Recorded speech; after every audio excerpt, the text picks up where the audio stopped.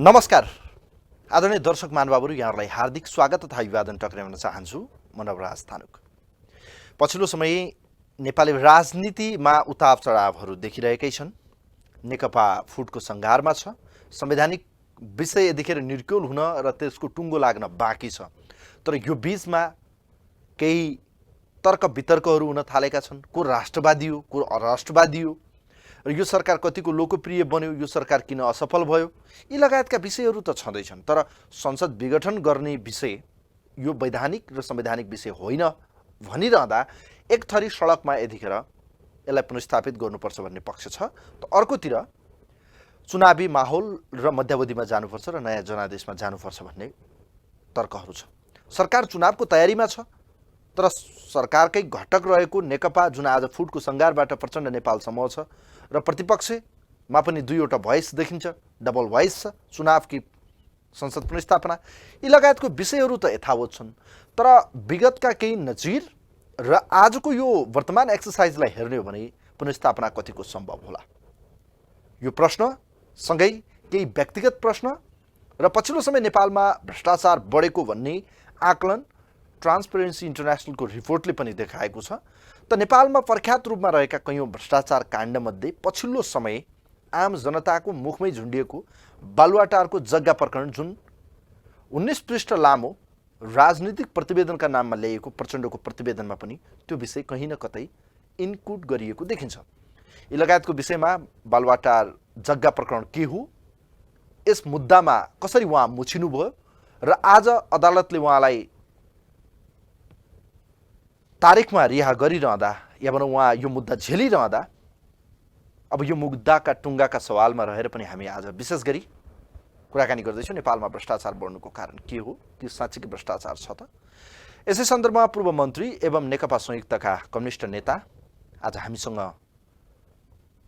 बडो यो बालुवाटार काण्डमा एकजना मुछिनुभएका व्यक्तित्व चन्द्रदेव जोशी हुनुहुन्छ। उहाँलाई म वेलकम गर्न चाहन्छु। जोशीज्यू नमस्ते, वेलकम। धन्यवाद।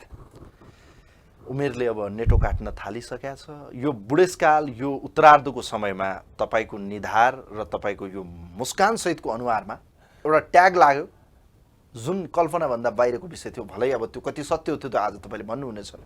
भ्रष्टाचारको मुद्दा तपाईँ खेपिरहनु भएको छ अहिले पनि। यो मुद्दा खेपिरहँदा साँच्चीकै तपाईँ भ्रष्टाचारी हो, तपाईँ कलङ्कित हो, के हो तपाईँ भन्नुहोस्? मलाई मुद्दा भ्रष्टाचारको मुद्दा होइन। भ्रष्टाचार भनेर मलाई किटान गरेका छैन। मलाई भ्रष्टाचार लगाएको पनि छैन र भ्रष्टाचारमा मेरो भएको पनि होइन। मलाई चाहिँ एउटा फाइल मन्त्रीमण्डलमा पठाउनलाई स्वीकृति दिएको हो भन्ने चार्ज हो। बालुवाटार जग्गा खरिद प्रकरण, बिक्री खरिद प्रकरण, त्यो एउटा भनौँ न ठुलो प्रकरणमा तपाईँ पनि त जोडिनु भयो। तपाईँ म त्यो मेरो त्यस बालुवाटार प्रकरणमा न कुनै साइन छ, न कुनै लेनदेन छ, न केही पनि छैन। अनि तपाईँ किन मुछिनुभयो यो कलङ्कित काममा? भ्रष्टाचार उनीहरूकै शब्दमा भन्ने हो भने, अथवा तपाईँको यो न्यायाधीश उसको के अरे अटर्नी जनरल मेरो साथी नै हुन्, उहाँकै भनाइअनुसार नै हेर्नलाई के भन्यो त भन्दाखेरि तपाईँको नाम नराखेर मुद्दा कमजोर हुने भयो, त्यसैले तपाईँलाई त्यहाँमा जोड्नुभयो। त्यहाँ अख्तियारका आयुक्त छन्, अहिले कामु आयुक्त छन्, मेरो पहिलेदेखि नै सचिव भन्दाखेरि नै हुन्। के गर्नुभयो जोशी तपाईँले भन्दाखेरि सब कुरा थाहा थियो, सधैँ पनि प्रबन्धले गर्दाखेरि तपाईँलाई त्यहाँ जोड्नु पर्यो। उनीहरूको भनाइ मेरो भनाइ होइन, म झुटो बोलेको छैन, उनीहरू पनि सुनेर होला। अनि तपाईँको त्यो बालुवाटार प्रकरणको कति 200 कि 300 रोप्ने जग्गा, यो जग्गा फल्ना जग्गा, त्यो के भएको, अधिकरण भएको, मुआवजा दिएको, त्योसँग मेरो कुनै साइन छैन, मतलब छैन। यो केस तपाईँको कति वर्षको रहेछ, कति वर्षको रहेछ, त्यो बेलासम्म त जुन बेला सुरु भयो त्यो बेला त म काठमाडौँ पनि आएको थिएँ नि। तपाईँ निष्कलङ्क रूपमा रहनु भएको, कहिले हिलो नछ्यापिएको यो अनुहारमा एकाएक कालो पोतो कसरी लाग्यो त? कालो पोतो मलाई लाग्ने कुनै मतलब नै छैन। मैले अघि नै भने, जान्दा जान्दै पनि मलाई त्यहाँ मेरो उसमा नाममा जोडिएको हुनाले संसारमा सबैको लागि त यो देशमा मन्त्री भइसकेका मान्छेले भ्रष्टाचार नगरे होला विश्वास गर्ने मान्छे त धेरै कम होला। मलाई जान्ने हजारौँ हजार मान्छेहरूले मलाई बिना शर्त अस्ति बिना धितो विमर्श तारिकमा छोडेपछि कमसेकम 12-1300 मान्छेहरूका फोनहरू आयो। फोनहरू आए, मेसेजहरू आए, सारा पत्रिकाहरू लेखे। त्यो बेला पनि तपाईँले देख्नुभयो होला, सारा मेरो घरमै आएर 10औँ 20औँ त तपाईँको एफएमहरू आए, टिभीहरू आएर घरमै टिभी गरे, मेरो घरको सारा खिचेर ल्याए, सारा उसमा भयो। कसैले पनि मलाई जसले पनि भन्दाखेरि खास त्यहाँका प्रमुख मन्त्रीहरू रहिसकेका मान्छेहरूले पनि तपाईँले त जितिसक्नुभयो त पहिले भन्नु, तपाईँलाई के को मतलब, तपाईँले गर्दाखेरि त आज तपाईँले त सारा जितिसक्नु भएको छ भन्ने पनि भने। के मेरा जिन्दगीमा जुन मैले जस्तो किसिमको आफ्नो जीवन बिताएको हुँ, जस्तो किसिमको बिताउँदैछु र जुन बिताएर मैले यो संसार छोड्ने आज यो भ्रष्टाचारको विषय र केही यस्ता विषयमा कुराकानी गरिरहँदा बडो मलिन र म गम्भीरता भएर यो प्रश्न गरिरहेको छु। राजनीति गर्ने मान्छे भ्रष्टाचारबाट अछुतो रह्यो कि रहेन, म त्यो प्रश्न त गर्न चाहन्न। तर तपाईँ जत्तिको एउटा दूरदराज सुदूरपश्चिमको दार्चुला जिल्लाबाट बिलङ गर्दै नेपालमा कम्युनिस्ट आन्दोलनको एउटा योद्धाको रूपमा जिउँदो जाग्दो एउटा उदाहरण हो। के साँच्चीकै आत्मामा हात राखेर भन्न सकिने ठाउँ छ कि राजनीति गर्ने तपाईँ जत्तिको इमान्दार मान्छे आज भ्रष्टाचारको कालो धब्बा लगाइरहँदा नेपालको राजनीति र राजनीति गर्ने पात्रहरू चोखा र दुधले धोएका छैनन् भनेर भन्न सकिन्छ त? अनेकौँ हेर्नुहोस् के छ भन्दाखेरि केही व्यक्तिहरू छन् जसले जिन्दगी कम्युनिस्ट आदर्शको लागि बिताएका छन्।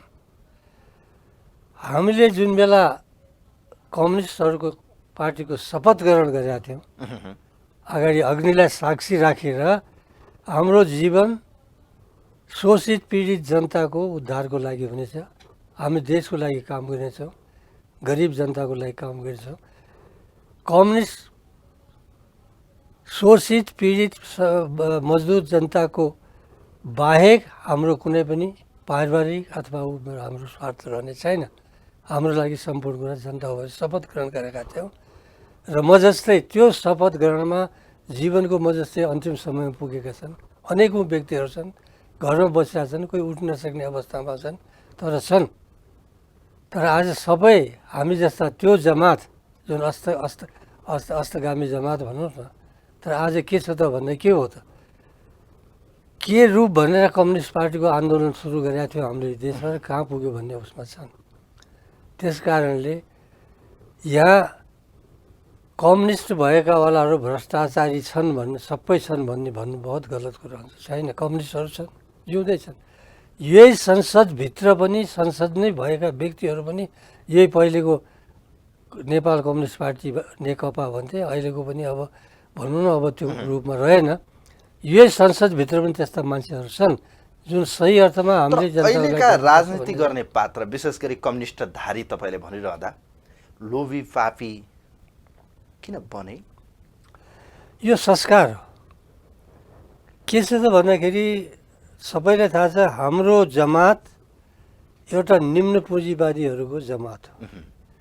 यो जमात भनेको आफ्नो व्यक्तिगत स्वार्थभन्दा बाहिर जब एउटा जनताको सवाल आउँछ र आफ्नो स्वार्थको सवाल आउँछ भने चाहिँ त्यहाँ यसको दिमागले आफ्नो स्वार्थ पनि गरौँ, देखावटीमा जनताको दुई दोहोरो चरित्रमा काम गर्छ। उसले एउटा जनताको लागि बोल्दै पनि रहौँ तर आफ्नो स्वार्थ पनि गर्दै जाउँ भन्दाखेरि यो संस्कार हाम्रा जुन पहिलेदेखिका, तपाईँ हामी त पश्चिमतिर त ठालो भन्थ्यो नि, यी ठालो संस्कारबाट जन्मेका, ठालैबाट कति परिवारबाट आउला त्यो बेग्लै कुरा, तर ठालो संस्कार भएको जमातबाट आएको जुन अहिले जमातको जुन राजनीतिमा हाबी छ त्यो संस्कार यसमा छ र त्यही संस्कारले गर्दाखेरि कुनै पनि पार्टी आज जो पार्टी पनि हेर्नुहोस् त्यसको नेतृत्व तपाईँको भ्रष्ट छ। आफ्नो उसमा दिमागबाट राजनीति गर्ने पात्रहरू भ्रष्ट भए भन्छन्। एउटा उदाहरण म दिन्छु। नेपालका कम्युनिस्टलाई जनताले पत्याए, नेपालका कम्युनिस्टले लिएको सर्वहारा वर्गको नारा जनताले आफ्नो पीडा हो कि गरिबका कुरा, किसानका कुरा, मजदुरका कुरा, दलितका कुरा, उत्पीडनका कुरा, वर्गका कुरा, धर्मका कुरा, यी सबै कुराहरूलाई महसुस गरिरहँदा चन्द्रदेव जोशीजी राजनीति सुरुवात गरिरहँदा देखिएका ती चप्पल लगाएर आएका मान्छे आज ऐहसाल महलमा देखिन्छन्, भव्य बङ्गलामा देखिन्छन्, ठुलो महल देखिरहँदा नेपालका राजनीति गर्ने नेताहरू भ्रष्ट छैन भने भन्न सकिने ठाउँ छ त? जनताले विश्वास गर्छन् त? हेर्नुहोस्, राजनीति गर्ने व्यक्तिका दुईटा किसिमका हुन्छन्। एउटा उनको चेतना, जे आदर्शको लागि मैले राजनीति गर्न खोजेको, राजनीति भन्ने कुरा त हाम्रो दृष्टिकोणमा, कम्युनिस्टको दृष्टिकोणमा राजनीति भनेको जनसेवा हो, देशको सेवा हो। मेरो आफ्नो सेवा होइन, देश परिवर्तनको काम हो। देशलाई तपाईँको समानताको धरातलमा उभ्याउने, देशमा तपाईँको एकले अर्कामाथि थिचोमिचो गर्ने, अर्काको शोषण गर्ने, दमन गर्ने प्रवृत्तिको अन्त गर्ने र एउटा समतामूलक, न्यायमूलक, प्रत्येकले आफ्नो योग्यता अनुसार काम गर्ने समय पाउने, प्रत्येकले आफ्नो क्षमता अनुसार विकास गर्न पाउने, प्रत्येकले आफ्नो उसको अनुसार काम गर्न पाउने, त्यस्तो समाजको परिकल्पना गरिएको हो यसमा। त्यसैले के भनेको हो त भन्दाखेरि प्रजातन्त्र भनेको बुर्जुवा डेमोक्रेसी भनेको थिए मार्क्स डेभलम। प्रजातन्त्र त्यहाँ पनि छ, तर त्यो प्रजातन्त्र केही सीमित व्यक्तिहरूको लागि, केही सीमित वर्गको लागि, जसले समाजमा आफ्नो किसिमको एउटा हालिमुहाली गरिरहेका छन्, आर्थिक रूपमा अनि के पारिवारिक रूपमा अनि जातीय रूपमा चाहिँ गरिरहेका छन्, तिनीहरूको हातमा छ। तिनीहरूको हातबाट राजनीति जनताको हातमा सुम्पिनुपर्छ। त्यसैले उनले भने हन् कि तपाईँको सर्वहारा अधिनायकत्व भने, अधिनायकत्व भने यहाँ गलत कुरा गरे। मार्क्सको भाषामा अधिनायकत्व भनेको राज्य सत्ता हो। मार्क्सले के भनेका हुन् भन्दाखेरि आजसम्म आएका राज्य सत्ता यो अथवा त्यो व्यक्तिहरू चाहिँ समाजका चल्ता बोल्चा। यी कम्युनिस्टहरू जो आज देखिएका कम्युनिस्ट छन्, यी यति सम्पन्न, यति धनी र यति सुविधा भोगी कसरी भयो? के हो यिनको? म त्यही भन्दै थिएँ, तपाईँले बिचमा क्वेसन गरिहाल्नुभयो। त्यस कारणले राजनीतिमा प्रवेश गर्ने, चाहे कम्युनिस्ट होस् चाहे सोसियल डेमोक्रेट होला नि कङ्ग्रेसका, त्यहाँ पनि छन् केही व्यक्तिहरू सोसियल डेमोक्रेटिकको सिद्धान्त अनुसार समाज, उनको परिभाषा समाजवाद लागू गर्ने भन्ने उद्देश्य आएर त्यसको लागि लडिरहेछन्। कम्युनिस्टहरू समाजवादको लागि। केही व्यक्तिहरू के आयो त, मैले जुन टाठाबाठा हुन्छन् नि, उनीहरू के आयो त भन्दाखेरि राजनीतिलाई धनोपार्जनको र व्यक्तिगत सुविधाको उपार्जनको सिडी बनाउने उद्देश्य, मानसिकता, त्यो मानसिकता त सबैले देख्दैन नि, व्यवहारबाट नि निस्किने हो मानसिकता भन्नको लागि त्यो तपाईँको कम्युनिस्टहरूले पनि के त हामी गरिब जनताका हौँ, हामी सर्वहारा वर्गका हौँ, हामी मजदुरका हौँ, सबैको लागि समान अधिकार हुन्छ, समान हित हुनुपर्छ, सबैले खानु पाउनुपर्छ, लाउनुपर्छ भनेपछि त्यो नारा त त्यो दिए। स्वाभाविक छ तपाईँको विभेदमा परेका जनता, शोषणमा परेका जनता, दमनमा परेका जनताले त हाम्रो मसिहा यही हुनसक्छ भन्दाखेरि त विश्वास त गर्छ नि त। उसको हातमा अरू दिन के छ त भन्दाखेरि मैले भोट दिएँ भने भोलि यसको हातमा राज्य सत्ता जान्छ, यो हाम्रो हाम्रो लागि त्यो राज्य सत्ताले काम गर्छ र हामी सुखी हुन्छौँ भनेर दिएका हुन् नि उनले त। तर के भयो त भने त्यो सत्तामा गइसकेपछि, जब सत्ता त आयो, अब त्यो सत्ता आइसकेपछि जसले उसलाई मतदान गरेको हो त्यसको पक्षमा गर्नुभन्दा, जस्तो अहिलेको हेरौँ न, अहिलेको राज्य सत्ता कम्युनिस्ट भनेर भोट दिएका राज्य सत्ता त खडा त गरेको, तर त्यो जुन जनता, त्यो जनताको राज्य सत्ता त्यो त हुन सकेन। कसको राज्य सत्ता भयो त त्यहाँ, जसलाई उसले चाहिँ अधिनायक भनेको थियो मार्क्सले। कम्युनिस्टहरू अधिनायकवादी हुन् त, पुँजीवादी हुन् त एकैछिन भनेपछि अहिलेको सत्ता के देख्दै हुन्छ त भन्दाखेरि तपाईँ बिचौलियाहरूको, कमिसन तन्त्रहरूको, ठेकेदारहरूको, गाउँदेखि माथिसम्म तपाईँकै गाउँमा, मेरै गाउँमा, शङ्करपुरमै अथवा अर्कै उसमा हेर्नुहोस् त, गाउँको स्तरबाट कुन मान्छे त्यहाँ आएका छन् त सत्तामा भन्दाखेरि जसले के देखेका थिए भने राजनीति यस्तो साधन हो जसबाट कुनै पनि मिहिनेत नगरेर पैसा कमाउन सकिन्छ र माथि उठ्न सकिन्छ।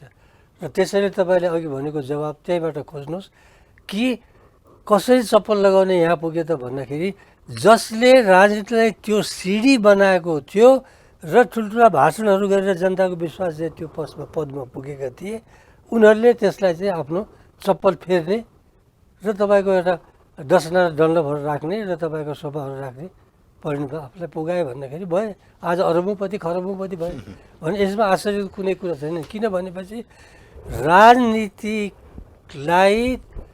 जनताको लागि राजनीति तपाईँ गर्ने उद्देश्यबाट काम गर्दै हुनुहुन्छ कि राजनीतिलाई तपाईँ आफ्नो र आफ्ना वरिपरिका आफू जस्ता जमातका आफू जस्तो वर्गको उत्थानको लागि गर्दै हुनुहुन्छ।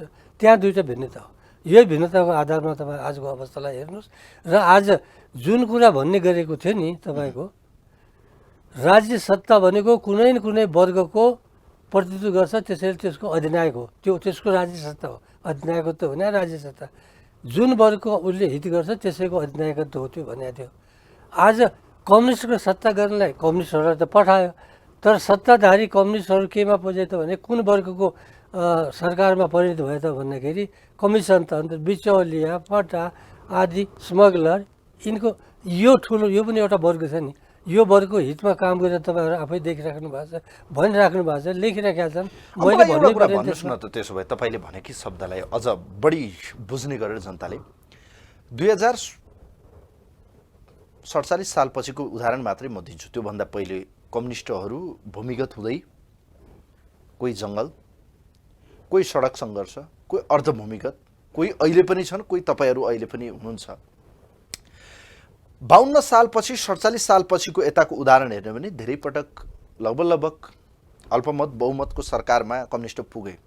तर पछिल्लो 74 को चुनाव पछिको जुन जनमत कम्युनिस्टहरूलाई प्राप्त भयो, यो जनमतको अपमान भइरहेको छ या भयो या विकास गर्न सकेन भनिरहँदा साँच्चीकै नेपाल जस्तो एउटा भूपरिवेष्टित देश, आर्थिक रूपमा पनि पछाडि परेको, अधिकांश जनताको आय स्रोत पनि तपाईँले देख्नु भएको छ कृषिमै आश्रित भएको यो देश, कम्युनिस्टहरूले जसरी भोटका लागि राजनीति गर्छन् तर विकासका लागि राजनीति गर्ने आँट चाहिँ छैन भन्ने देखियो।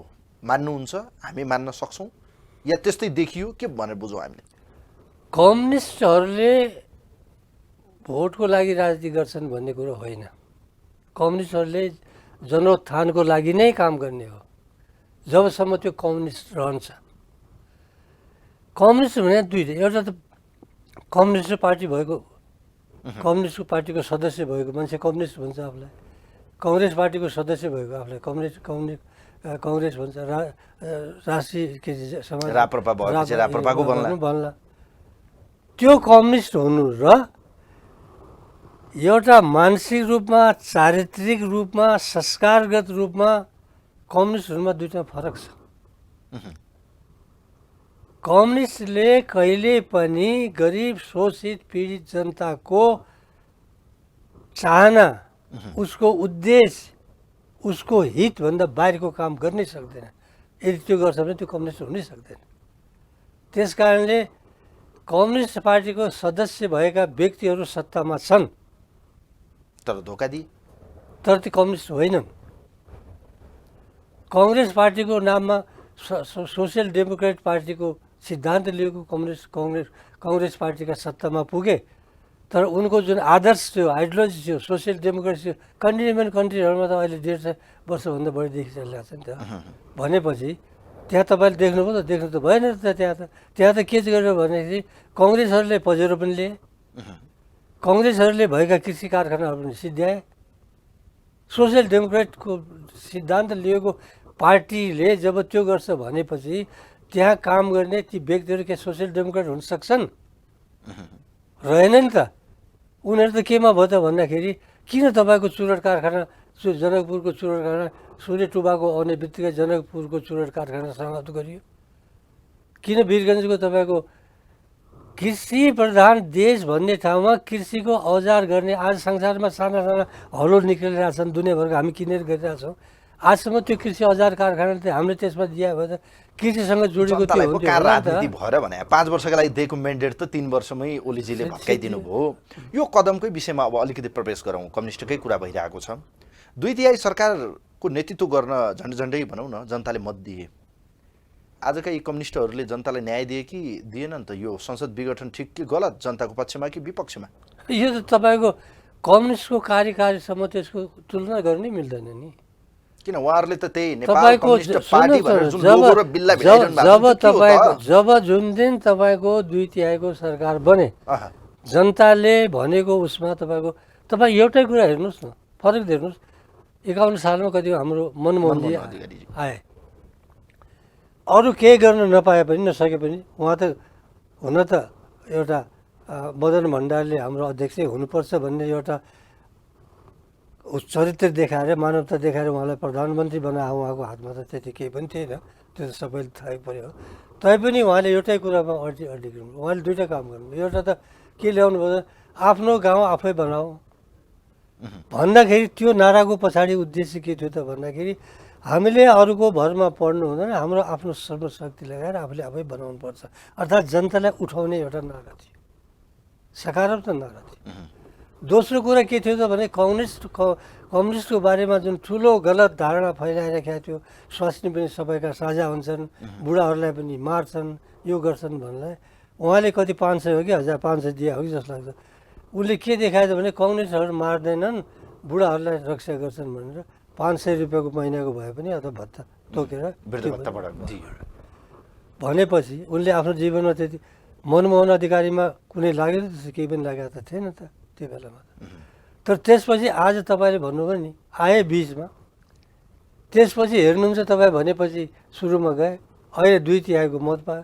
जुन दिनदेखि 2/3 मत पाए त्यो दिनदेखि 2/3 मत दिने जनता, त्यो 2/3 केही त यही वर्गका पनि मान्छे होलान्, तर 1/3 नै होलान् अथवा आधा नै होलान्, त्यो जनता जसले भोट दिएको हो तिनको पक्षमा काम गर्यो त गरेन नि। त्यो 2/3 मध्ये जुन 1/3 हो, मलाई कामै गर्न दिएन भन्नुभयो नि त प्रधान। कसरी काम गर्न नदिने? मलाई त घेराबन्दी गरियो अरे, मलाई हटाउन मात्रै खोजियो भन्नुभयो। हास्यास्पद कुरा। पार्टीको काम संसदमा पार्टी प्रधानमन्त्रीलाई काम गर्नु नदिने काम संसदबाट हुन्छ। संसदमा त्यो केस गयो गएन नि। गिरिजा प्रसाद कोइरालाको त तपाईँको के अरे नीतिका वक्तव्य नै फेल गराइदिएको थियो। उसको अगाडि त आयो, नीति वक्तव्य फेल भयो भने त राजीनामा त उसले त ऊ गर्ने कुरा नै थियो। पार्टी संसदले डिस्टर्ब अहिलेको अवस्था प्रधानमन्त्री केपी शर्मा ओलीलाई काम रोक्ने या उहाँलाई अवरोध गर्ने कुनै त्यस्तो देख्नु भएन तपाईँले? कुन चाहिँ काम उहाँले भन्नुभयो नि त मलाई प्रधानमन्त्रीबाट हटाउन नेपालहरू लाग्नुभयो भनेर। उहाँले तपाईँले के भन्नु, नवराज धानुकजीले के देखाएको भएको एउटा पढ लेखेको युवकले, तपाईँ आफ्नो दिमाग उहाँको भनाइ शब्द नल्याउनुहोस् न। मैले के गरिरहेको छु भने त मैले भन्नै पऱ्यो नि। भनेपछि कुन ठाउँमा तपाईँले देख्नुभयो कुनै या बजेटमा कुनै खिचलो उठ्यो कि, कुनै विधेयकमा कुनै उठ्यो कि फेल भयो कि, कुनै तपाईँको यो नीति वक्तव्यमा तपाईँको फेल भयो कि? झन् उहाँले पार्टीले त कुनै एक मतले हरेक उहाँको लिएको कामलाई समर्थन गर्दै आएको हो। यस्तो भनिरहँदा घर झगडा थियो र उहाँले पुरै संसदैमै आगो लगाइदिनु भयो, संसदै डिजल्भ गरिदिनु भयो। त्यो त अब जग जाहेर छ, तर यसका विषयमा विचाराधीन छ, सर्वोच्चमा मुद्दा फैसला हुन बाँकी छ। तर जसरी आज बाहिर एउटा हल्ला पनि छ, साँच्चीकै कम्युनिस्टहरू तानासा हुन्थे भन्थे, राज्य सत्ता कब्जा गर्ने, यो ओलीजीले चालेको कदम प्रतिगमन र त्यहीतिर पो हो कि भन्ने पनि छन्। अर्कोतिर के भन्ने तर्क छ भने उहाँ भने त राष्ट्रवादी नेता हो, उहाँले जे गर्नुभयो जनताका लागि गर्नुभयो, काम गर्न नदिने अनि चुनावमा जानु, मध्यावधिमा जानु त राम्रो स्वागत हो, चुनावमा जाउँ टेस्ट गरौँ भनेर भन्नुभएको छ। तर भलै यो संविधानले 5 वर्षको कार्यकाल रहने भनेको छ। दफाहरू हेर्ने 76(1) हेरौँ, 85(1) हेरौँ, यी लगायतका कोही दफाहरू छन्, त्यो विषयमा म प्रवेश गर्न चाहन्न। तर जसरी उहाँले आफूलाई चाहिँ पङ्क्षिने र आफू चाहिँ सेफ ल्यान्डिङ हुने र आफूले जुन किसिमको तर्क राखिरहनु भएको छ र जनमानस र प्रतिपक्ष लगायतका कोही दलहरूले यो प्रतिगमन र तानासा हो भनिरहनु भएको छ, के लाग्छ तपाईँलाई? के देखिरहनु भएको छ कदमलाई? उहाँका हरेक कदमलाई फेरि म तपाईँलाई प्रति प्रश्न गर्छु। एउटा युवक भविष्य जसको हो, भविष्यको सिस्टम जसले बेहोर्नु पर्ने हो, त्यो पढे लेखा युवक तपाईँ भनेको हो। तपाईँको अनुहारमा यो देशका लाख युवकलाई म सम्बोधन गर्दैछु, जुन आज एकदम बा भनेर पनि खड्गौलीजीको पछि लागेका छन्, त्यो पनि त्यसभित्रै पढ्लान्। आज हेर्नुपर्ने कुरा के हो त भन्दाखेरि यो कदमले जुन अहिले 2 वर्ष 3 वर्ष सत्ता चलिरहेको थियो त्यही रूपमा अगाडि चल्नको लागि बाटो बन्द गर्यो कि गरेन? भोलि आउने बाटो तपाईँको सर्वोच्चले के फैसला गर्ला त्यो उसको कुरा हो। संसद पुनर्स्थापना भयो भने पनि अब एउटा कम्युनिस्ट पार्टी एउटा अब यो पार्टी एउटामा रहन सक्छ, रहँदैन नि। त्यो बेलामा ओलीजीले आफ्नो हाइकम राख्न जहाँ आफू प्रधानमन्त्री हुनले त रापरपासँग मिल्नु पऱ्यो या दरबारी शक्तिसँग मिल्यो या गर्नु पऱ्यो। आजको जमानामा चुनाव जित्नु कुनै ठुलो कुरा छैन। अमेरिकामा त्यत्रो देखिहाल्नुभयो, रेगनले ट्रम्पले के भन्यो, सब इन्फ्लुएन्स गरिरहेको छ, सब गरिरहेको छ, रुसले हस्तक्षेप गर्यो भने पहिले त्यत्रो रुस गर्यो। आज ओलीजीलाई चुनावमा जित्नलाई अनेकौँ हतकण्डा, अनेकौँ उपायहरू, देशी विदेशी, सत्ता, शासन, पैसा सबले हुन्छ, जित्नु त सक्नुहुन्छ। तर जितिसकेर जुन भिजन तपाईँ युवक साथीहरूले, हामी त अब आफ्नो अस्ताउँदो पिँढीका भयो, तपाईँ युवक साथीहरूले हेर्नुपर्ने कुरा के हो त भन्दाखेरि जुन यस दौरान भएका क्रियाकलाप अग्रगामी थिए कि त्यसले गर्दाखेरि समाजलाई टोटल दुईवटा भागमा बाँड्यो। एउटा त मान्छे आज तपाईँ दिनका दिन भाउ यति बढिरहेछ, भाउ बढिरहेको छैन, मैले त देखाएको छैन भने हिजो मन्त्रीले भन्दै थियो कुन चाहिँ एउटा उसले, होइन, उनको श्रीमती तरकारी किन्न जान्दैन होला त। एउटा अर्को कुन चाहिँ अफिसर भन्दै थियो, हामी कहाँ लिखित रिपोर्ट प्रमाण बिल सिल दिए पनि हामी काम गर्छौँ, त्यसको चिफको हो यो बजार अनुसरणको कुनै के भन्छन् त्यही त। उसको बिल लिएर मान्छेहरूले हामीलाई यदि पायो भने उनका जाने कि उनले आफूले हेर्ने?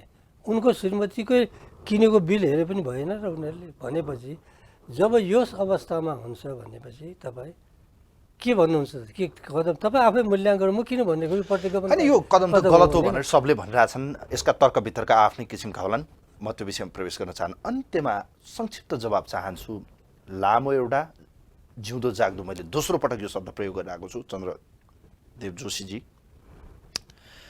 नेपाली राजनीति नजिकबाट बुझेको, पाको उमेरको, सेतै कपाल देखिरहेको, यो चस्मा लगाएको, यो चाउरी परेको अनुहार, जसरी तपाईँको यो बुढौली एउटा योद्धाको रूपमा हेरिरहेको छु मैले, नेपालको राजनीतिमा इन्फ्लुएन्सको कुरा गर्ने हो भने आज प्रधानमन्त्री स्वचालित रूपमा उहाँ देश र जनताका लागि उचालिएर यो कदम चाल्नुभयो या अरूबाट परिचालित भएर उहाँले यसरी यो कदमहरूलाई चाहिँ खुट्टा दह्रो बनाएर हिँडिरहनु भयो? म यसलाई अलि प्रश्नलाई उसमा राखौँला। आफ्नो महत्त्वाकांक्षालाई पुरा गर्नको लागि उहाँले सब कर्नरहरू, देशभित्रका, देश बाहिरका, देशभित्र भनेको राष्ट्रपतिदेखि सुरक्षा निकायहरूदेखि अरू अङ्गहरू होलान्, देश बाहिरका अरू होलान्, उहाँले आफ्नो महत्त्वाकांक्षालाई पुरा गर्ने उहाँलाई बहुत राम्रो किसिमले थाहा थियो कि अहिलेको अवस्थामा म उ गर्न सक्दैन, तर के छ के अरे संसद विघटन गर्न सक्दैन भन्ने थाहा त थियो। तर के छ त भन्दाखेरि परिस्थिति यस्तो किसिमले विकसित हुन लाग्यो कि भोलि संसदमा पनि उहाँको विरोधमा प्रश्न उठ्न सक्ने भयो, पार्टीभित्र पनि उहाँको विरोधमा सक्दैन भनेपछि उहाँको महत्त्वाकांक्षा, उहाँले मैले छोड्नु पर्यो भने कुर्सी नै भाँचिदिन्छु। त्यो शक्ति कहाँबाट आउँछ क्या एकजना नेता? तपाईँ त नेपाली हिस्ट्री हेर्नु हो होइन होइन, त्यो के तपाईँले खोज्नु चाह्यो भने विभिन्न आजको जमानामा हरेक कर्नर भेटाउनुहुन्छ। मैले अध्ययन गरेको छु चन्द्रजी, म तर आज यहाँ बताउन चाहन्न हरेक कर्नर। तर तपाईँ जतिको एउटा राजनीतिको योद्धाले बुझेको राजनीति, कम्युनिस्ट सिद्धान्त बुझेको, ओलीजीमा यति धेरै दम्भ, यति धेरै शक्ति, यति धेरै आँट कहाँबाट आयो? दम्भ आफ्नो महत्त्वाकांक्षा हो। त्यो महत्त्वाकांक्षाको लागि सहयोद्धा र सहशक्तिहरू खोज्नको लागि त्यसलाई सहयोद्धा सहशक्ति सब ठाउँमा छ। हरेकको लागि तपाईँको उसका आकाङ्क्षाको पुरा गर्न सक्छु म भोलि भन्ने तपाईँले यदि गारन्टी दिन सक्नुहुन्छ भने, अथवा त्यसले चाहिँ यसबाट म यसको यो गऱ्यो भने म यसलाई भोलि आफ्नो ट्र्याकमा राख्छु भन्ने उसले देख्यो भने ऊ त दिन्छ। मेरो महत्त्वाकांक्षाले, मेरो अभिलाषाले मलाई त कुनै कुरा पनि गर्नलाई रोक्दैन नि त। म त जान्छु नि त। मलाई बास कतै पनि पाएन भनेपछि त मैले बास नपाउने ठाउँमा केही न केही त भन्नै पऱ्यो नि मलाई बास दिनलाई त, होइन? भनेपछि त्यस्ता कर्नरहरू छन्। आजको विश्वमा, संसारमा तपाईँको जुन शक्ति सन्तुलन, शक्ति सङ्घर्षको दौर चलिरहेछ, चिन र इन्डियाको बिचको जुन सम्बन्धहरू छ, नेपालको जुन तपाईँको एउटा भौगोलिक जुन महत्त्व बढिरहेछ, साउथ इस्ट एसियाको जुन महत्त्व बढिरहेछ, अथवा अमेरिकाको तपाईँ इन्डो पेसिफिकहरूका जुन प्रयासहरू भइरहेछन्, यसमा तपाईँको कतै न कतै धकेल्न सक्ने आवश्यकताहरू छ। यी सारा कुराहरूले आज एमसिसी भन्नेको लागि किन ओलीजी त्यति लागिरहनु भएको छ त? के को लागि? पैसा त तपाईँको अहिले नेपाललाई अनुदान गर्ने त त्यस्तो अनुदान गर्ने त कति छन् त्यस्तो 10औं ठाउँमा ल्याउन सक्छौँ भने हामीलाई त्यही चाहियो। यहाँले यो भनिरहँदा धेरैले बुझिसक्यो होला। म यहाँलाई धेरै धेरै धन्यवाद दिन चाहन्छु। यो विशेष कार्यक्रम चक्रव्यूहमा समय दिनुभयो, धन्यवाद दिन चाहन्छु। धन्यवाद। आदरणीय दर्शक महानुभाव, आजको यो विशेष संवाद चक्रव्यूहमा हामीसँग नेपाल कम्युनिस्ट पार्टी संयुक्तका नेता, कम्युनिस्ट आन्दोलनका जिउँदो जाग्दो एउटा उदाहरण, पछिल्लो समय प्रधानमन्त्री केपी शर्मा ओलीको कदम असंवैधानिक छ, यो कदम नेपाल र नेपाली जनताका भावना विपरीत छ भनेर उहाँले तर्क राखिरहँदा वास्तवमा यसको फैसला हुन अझै बाँकी छ। तर यी यावतसँगै केही निजी प्रश्न र देशका अधिकांश नेताको चाहिँ सम्पत्ति यति धेरै कसरी आउँछ लगायतका प्रश्नमा हामीले बहस गऱ्यौँ। कार्यक्रम हेरिदिनु भयो, यहाँहरू सम्पूर्णलाई धेरै धेरै धन्यवाद दिन चाहन्छु र आजका अतिथि चन्द्रदेव जोशीसँगै कार्यक्रमबाट म पनि बिदा हुन्छु। हवस्, नमस्कार।